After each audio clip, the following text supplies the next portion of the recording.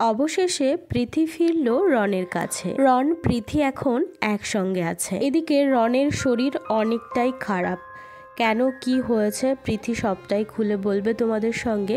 কিছু video clip আমি তোমাদের সঙ্গে শেয়ার করছি। প্রীতি একটা লক্ষ্মী মেয়ে, নিজেও হাসি খুশি, এমনকি যেখানে যায় সেখানেও সবকিছু একদম হাসি খুশি আনন্দেতে ভরিয়ে রাখে। যখন রনের বাড়িতে প্রীতি থাকতো তখনকার ব্লগ তো আমরা সবাই কম বেশি দেখেছি, আর আমরা তো সবসময় প্রীতিকে হাসতেই দেখি, বেশ মজার মজার ভিডিও বানাই, ঘুরতে যায়, সবসময় আমরা সেগুলোই দেখতে পাই।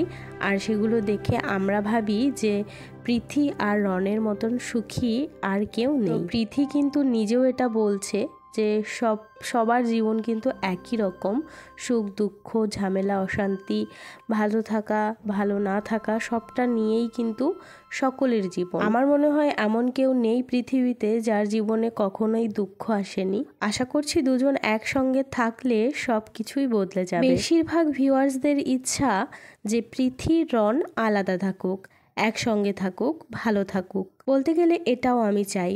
তবে তোমরা কি আগের ব্লগগুলো দেখেছো?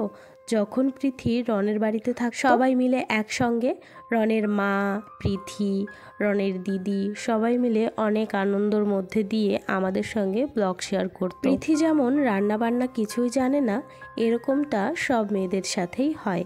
রান্নাবান্না কেউ প্রথমে পারে না, একটু একটু করে কিন্তু সবাই শিখে যায়।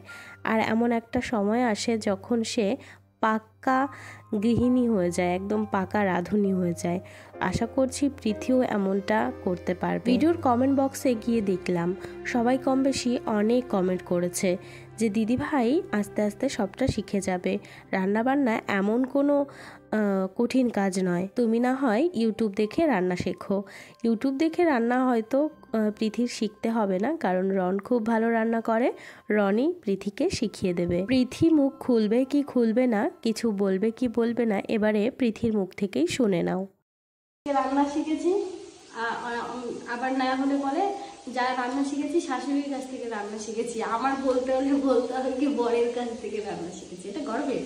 খাওয়া দাওয়া করে আমি রেডি হয়ে নিলাম, আর রন শুয়ে আছে এখন, ওর খুব শরীর খারাপ।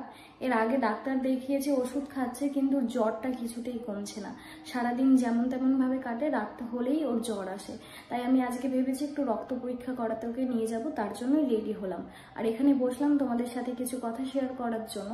তোমরা অনেকেই দেখে থাকবে, আমি একটা কমিউনিটি পোস্ট দিয়েছিলাম, যেটা দেখে তোমাদের অনেকের অনেক কিছু ধারণা হয়েছে। তোমরা জানতেও চেয়েছো ঘটনাটা কি। আমার মনে হচ্ছে যেই সময়টা আমার নষ্ট হয়েছে সেটা নিয়ে পড়ে না থেকে জীবনে এগিয়ে চলাটাই ভালো হবে। আর সাথে এখন রনের সিচুয়েশন খারাপ, আমি চাইছি রনও একটা সুস্থ জীবনে ফিরে আসুক, আমরা দুজনে ভালো থাকি। তাই আমি এই মুহূর্তে তোমাদেরকে কিছু জানাতে চাইছি না। যদি পরিস্থিতি অন্যরকম হয় তাহলে আমি জানাতে অবশ্যই বাধ্য হব। তোমাদেরকে অসংখ্য ধন্যবাদ রনকে এতটা সাপোর্ট করার জন্য, তোমরা বিষয়টা বোঝার জন্য তোমাদেরকে অসংখ্য ধন্যবাদ। আমরা একটা সুন্দর লাইফস্টাইল জীবন তোমাদের সাথে শেয়ার করেছি, তোমরা অনেকের অনেক ধারণা আমাদের মতো সুখী মানুষ হতেই পারে না, কিন্তু দেখো আমরা সবাই মানুষ, সবার জীবনে ঘটনা একই। প্রায় আমি শুধুমাত্র ইউটিউব কমিউনিটি পোস্টে আর ইনস্টাগ্রাম স্টোরিতে একটা কথা লিখেছিলাম, যেটা তোমরা অনেকেই দেখে থাকবে। আর তাছাড়া কিন্তু বাদবাকি কোনো পোস্ট না কাউকে কোনো কমেন্ট আমি কিছুই করিনি। যা তোমরা দেখতে পেয়েছো সবগুলোই কিন্তু ফেক আইডি। এমনকি এই যে পেজটা দেখতে পাচ্ছ, এই পেজটাও একটা ফেক পেজ। তোমরা হয়তো বিশ্বাস না হওয়ারই কথা, একটা ফেক পেজে এত ফলোয়ার্স। এই পেজটা দেখতে পাচ্ছ, এটাই আমার এখন মানে নতুন করা, এই পেজটাতেই আমি ভিডিও আপলোড করি। আর বাদবাকি আগে যে পেজগুলো ছিল সব হ্যাক হয়ে গেছে, নষ্ট হয়ে গেছে। আর ফেক পেজে এখন পুরো আমাকে ছাড়িয়ে গেছে ফেক পেজগুলো। যাই হোক, তোমাদেরও অনেকের ভুল হতে পারে, কারণ আমার আসল পেজ প্রোফাইল এগুলো চেনা মুশকিল এখন, যেহেতু আমার পেজের থেকে ফেক পেজের ফলোয়ার্স বেড়ে গেছে। তো তোমাদেরকে আমি জানিয়ে দিলাম, আমার এই একটা মাত্র পেজ, এখানেই যা পোস্ট করব তোমরা দেখতে পাবে, বাদবাকি যেগুলো তোমরা দেখতে পাচ্ছ ওগুলো সবকিছু ফেক আইডি।